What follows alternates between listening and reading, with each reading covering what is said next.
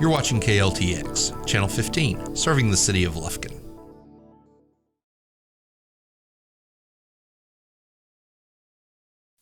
Today on Screen It or Stream It. Blah. It doesn't work with the mask on. Blah. No, not. No. Take the mask off. Blah.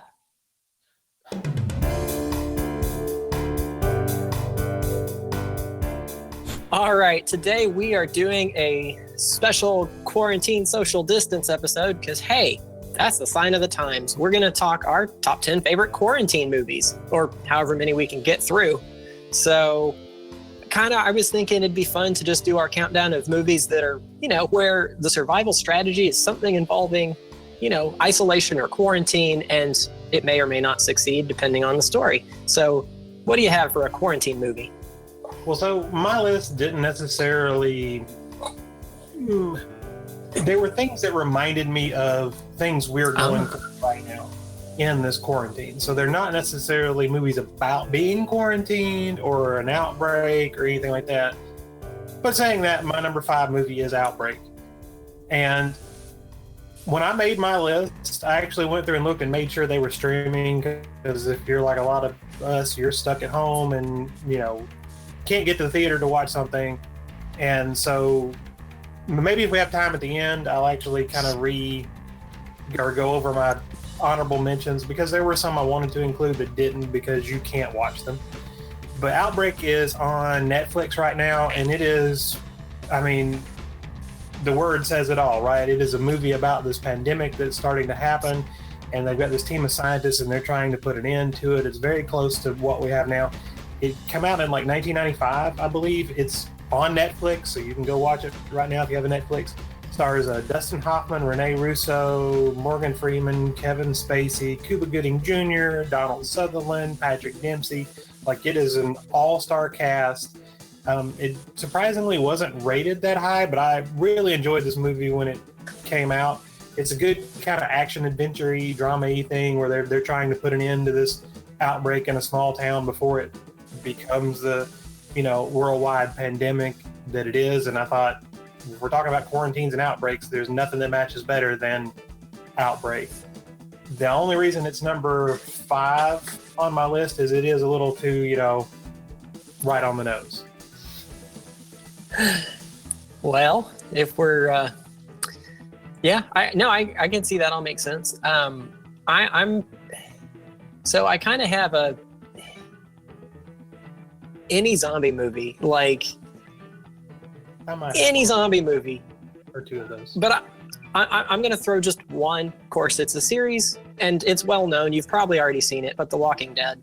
It's kind of a gimme. It's about quarantining. They're constantly trying to stay away from the infected guys, even though they actually go to the CDC at one point and have severe revelations. If you haven't seen it, I don't want to say too much, but it's basically a zombie apocalypse that, unlike most, doesn't just stop after 2 hours and everybody dies horribly. They let you linger and die slowly over a very long period of time. And so that can be fun. I do remember at one point too, that where it got really interesting, the name of the show seemed like it meant something different, where the survivors were the Walking Dead. Like it was, but anyway, it's, if you like zombie movies, that's one to look at. And bonus, you can binge it while you're quarantined. So I gave up on The Walking Dead a long time ago. Is it still going, or did it finally... It is still going, but sadly, I have not seen anything after that episode that ended with the camera POV being beaten to death, because it was too traumatizing. So I always meant to go back, but I just haven't made it. All right, well, my number 4 focuses on the whole social isolation thing. And it is a drama from 2009 called Moon.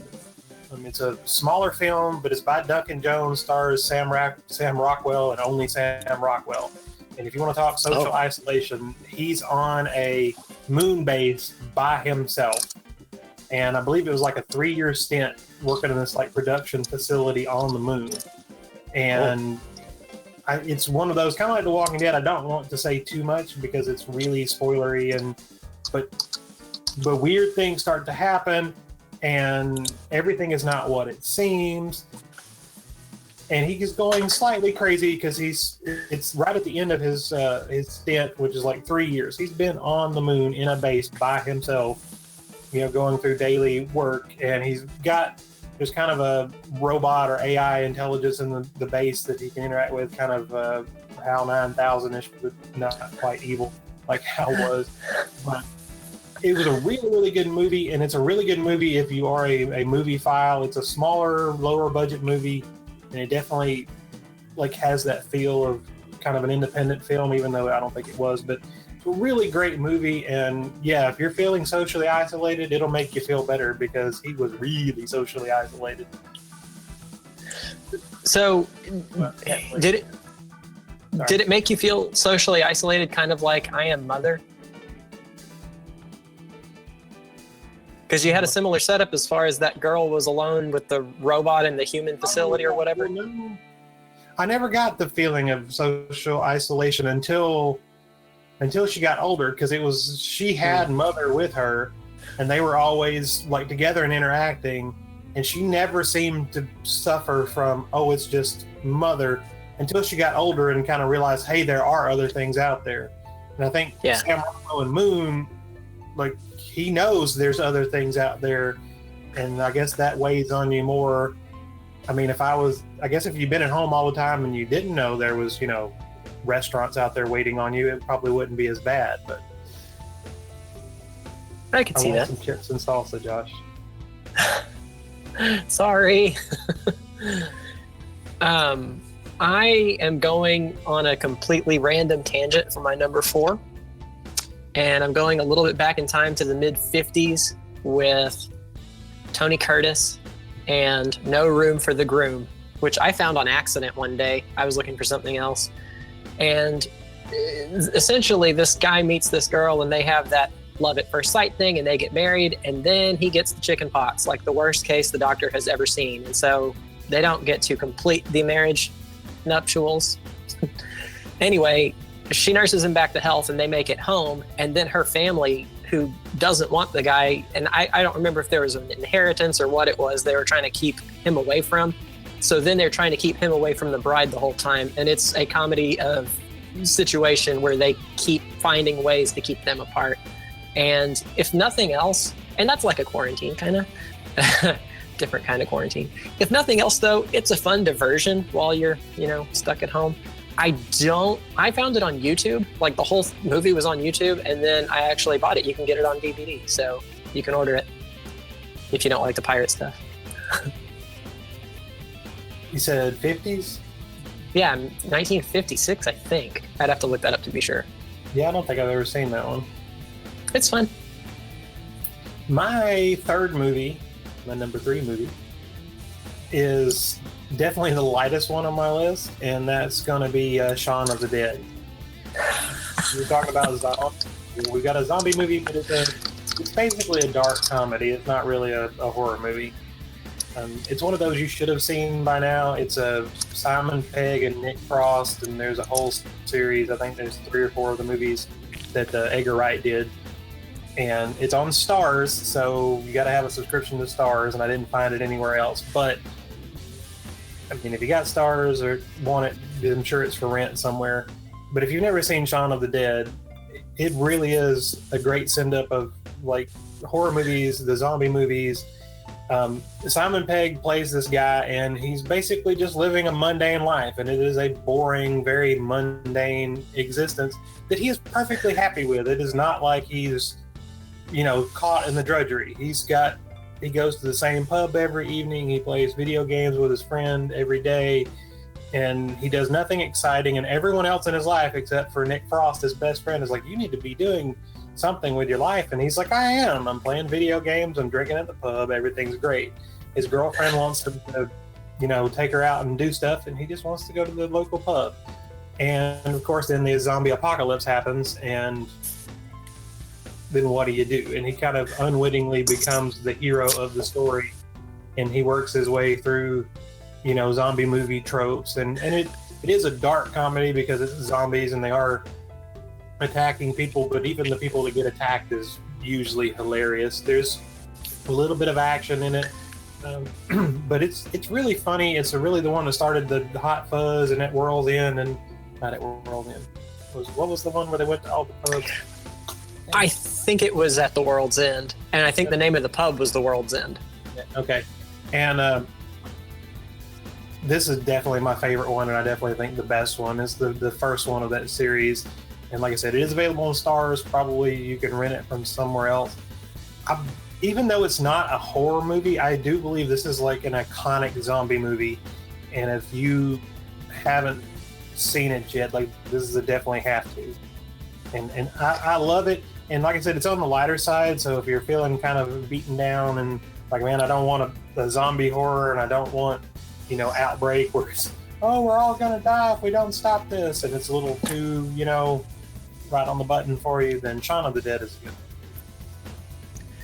Well, if you feel like being beaten down, my number 3, I am going with Attack on Titan, which is an anime series, and literally you've got all of the survivors of humanity hiding behind walls against an overrun Earth that is overrun by these giant man-eating titans. So they are literally hiding, and that's the only way to stay alive, is to stay away from these guys, because they'll just, eat you up. And it's an anime, so technically that's a cartoon, but it's one of the bloodiest things I have ever seen. It's rough. It is rough. You have been warned. It is, and it's harsh too, because it's, they make you care, and then people just die like left and right. It's mercilessly, and there's lots of suffering, and almost like someone said, "Hey, George R.R. Martin, you want to write a anime?" Very nearly, but the gist of it, it's the story of a boy who lives and his friends, because in anime it's always about the main character and his friends, so you have to have the friends. And they live in one of these cities that's in the wall, and then the wall gets busted in and the Titans get in. So several episodes kind of string together frequently to make bigger story arcs. And then, of course, the whole thing is a big overarching. They just finished season 3, which is available on Crunchyroll if you don't mind reading subtitles. I believe it's also available on Funimation. You can find dubbed in English versions, which those are great too. I'm not one of those purists that says you have to watch it in whatever. I don't care. It's a good story.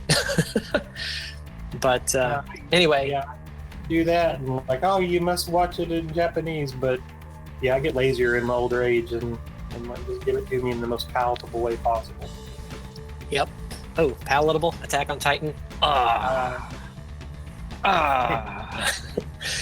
But anyway, so it's the story of humanity fighting back, basically. So it's got lots of ups and downs and is a lot of fun. Again, not for kids. Just don't even do that. All right, what's your number 2? So my number 2 is another zombie, and this time it is my favorite horror movie of all time, and it's The Return of the Living Dead. Mm-hmm.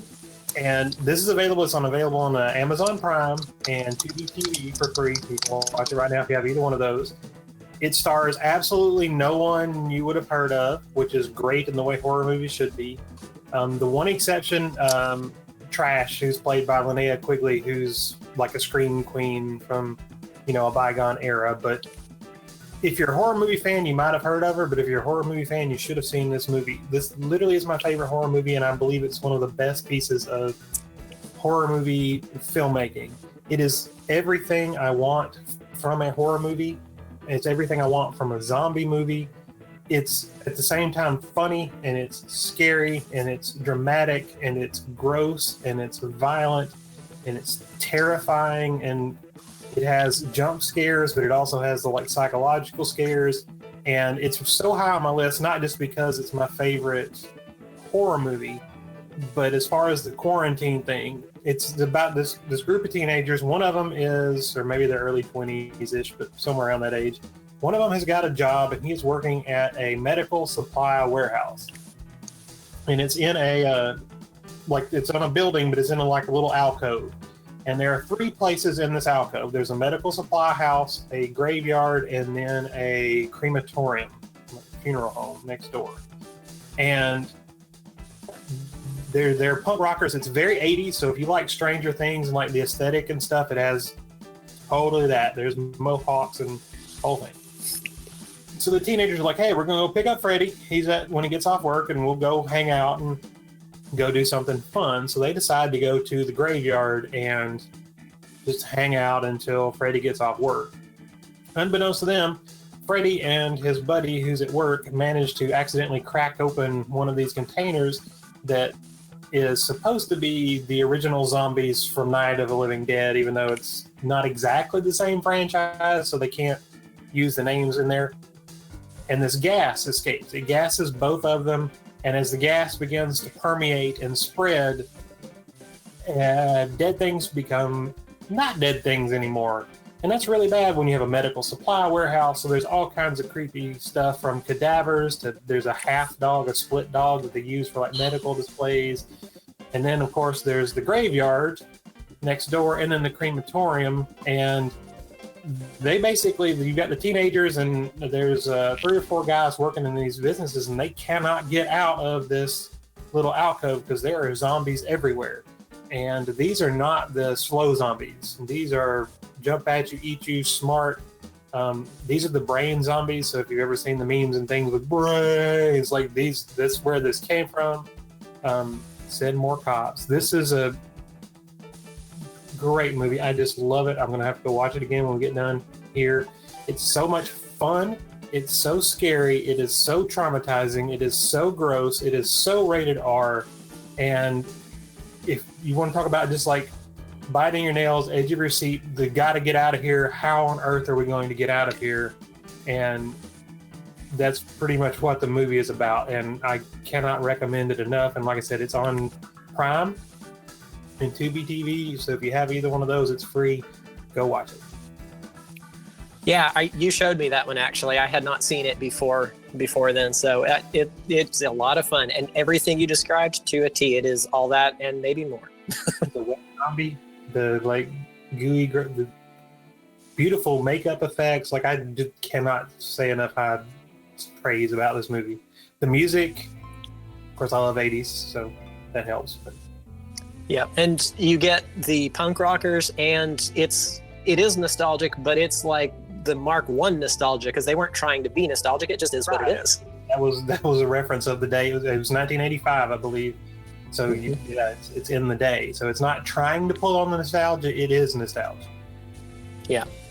Well, my number 2, I am going to be a sellout like your number 5 was, and I'm going with Contagion, which, I mean, again, it's all in the name. And that one is kind of the ensemble cast. I remember Matt Damon was in it, and Lawrence Fishburne, a few other well-known actors I did not look up.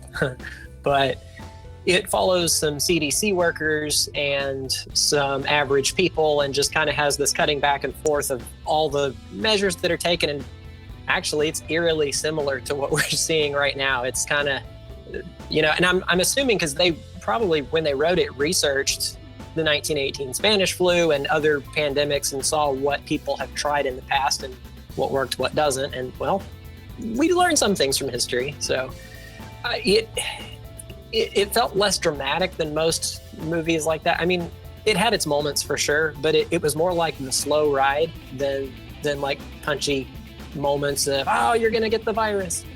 But just watching Matt Damon's character descend into keeping everyone away from his daughter was kind of scary, but also I get it. I get it. But anyway, it's a good movie, well made. I think it was around 2010-ish when that one came out. But yeah, Contagion, good movie. So my number 1 is definitely because it is the thing that reminds me the most of pretty much everything we're going through right now. And it is Chernobyl. It's a miniseries on HBO. And I know you haven't seen it, have you? Not yet. I'm really kind of sad. HBO has a bunch of stuff right now. So if you are stuck at home, HBO has a bunch of stuff they have some of their original series and some movies and stuff. So they're just basically it's free and you can watch it, and that's great. But I don't think any of it. Some of it's older stuff, but it's nothing I really wanted to watch. which didn't matter because I have HBO anyways. But I would love for Chernobyl to have been on there just for me to pester you constantly to watch this. But it's a 5-part miniseries done by HBO. It's done so well, and it's about the Chernobyl disaster in the 80s. And if you don't know about that, it's basically this nuclear power plant. It started to overheat, and they let it overheat too much, and they tried to flood it with water to cool it down, but they waited too long. And when they hit it with water, basically the water becomes instantaneous explosion because it turns to steam instantly. It blows the nuclear reactor apart, which then blows all of the uranium in the reactor all over the place. And it's kind of weird because I am a child of the 80s, so Chernobyl happened when I was 3 or 4 or something like that. But the world I grew up in, we know radiation. Everybody knows radiation. Radiation will kill you. It's radioactive. Geiger counters. We know this stuff. But up until that point in the world, people didn't know, near as much. At least not the common everyman. And I never realized that until I watched this series. But there is, as we're going through this contagion stuff, and as we're going through the steps, right? First, we were told, hey, it's probably a good idea if you stay home, and then we were told you have to stay at home, and then all the people griping about, the government's doing the best they can, or the government's not doing near enough, and they didn't act fast enough. And all of this happened in 1983-4 in Chernobyl. And there's a scene that I think about all the time. There's a neighboring, and I think it's in the first episode, but there's a neighboring town to Chernobyl, and they know a lot of the people that work in the power plant. And as it's exploding and it's on fire, they all go gather and stand on this bridge and watch. And there's a scene with, and talking about emotionally affecting you, there's a family pushing the baby carriage, and they're standing on the bridge with the baby, watching the fireworks go off from the next town, knowing that everybody is going to die because there's so much radiation, but you can't see radiation. And unless you're close enough to it that it's physically burning you, then you don't know it's killing you. And it's just this weird, creepy thing. And I'm going to be honest with you, there were 5 episodes, and they range from about an hour to hour and a half each. And I watched one a day. I'm a binge watcher. If I find something I like, I'll sit down and watch 4, 5, 6 hours or something, especially on weekends when I have time to do it. But I watched one a day because that's all I could handle. It beat me down. It made me depressed. It gave me weird, nightmarish dreams. But I just wanted more. I got to figure out, what resolution, how did they fix this, what really happened. There's a nice mystery to the whole thing. And I really feel like right now we're going through kind of the same exact thing. Of course, being Russia, they don't release numbers, and they don't tell the whole truth about things. And I know probably it is a docudrama, so it's not like a documentary. It's, it's like watching a TV show, but it's supposed to be 100% based on facts, but you never know how much of it is dramatic license and blah, blah, blah. But according to, the Chernobyl miniseries, hundreds of thousands of people could have died from radiation. Some of them may have taken, 20 years. But according to Russia, it's 14,000. And there's no way the number is that low. And in fact, they wouldn't even release the data until Germany's Geiger counter started going off, and they're like, the heck? Where's radiation coming from? We can't have this much radiation. There's nothing around here. It's because it was so radioactive. And that weird, creepy feeling of, because we are lucky enough to be in Texas, and we live kind of in a rural area, which means we don't get to go to the movies we always want to see. But it does mean I have a big backyard, and I can, go sit on the porch swing and get sunlight and, and enjoy the weather. And so I don't feel quite so trapped. I really feel sorry for people in apartments and things like that, where you got 4 walls and kind of have to stay in there. But at the same time, sitting outside and the birds are chirping and it's pretty and the sun is shining and the weather's nice, and something could be killing you, as you're sitting there because of the radiation in Chernobyl, or because of a disease right now. And if you want to be like terrified but entertained vastly at the same time, then I cannot recommend this enough, and that is why it's my number one, even over my favorite horror movie of all time. I may not sleep tonight after that. Thanks. You gotta watch it. Then don't sleep for like 3 weeks. All right. Well, my number one, I'm going with a classic, and it's one of my favorite movies ever just because it's so much fun, and that is Alien. And of course, 1979, and Ridley Scott, who pretty much anything Ridley Scott directs, I'll go watch just for him because, you know, he's done very well. He doesn't always hit, but he usually gets close. I know where you're coming.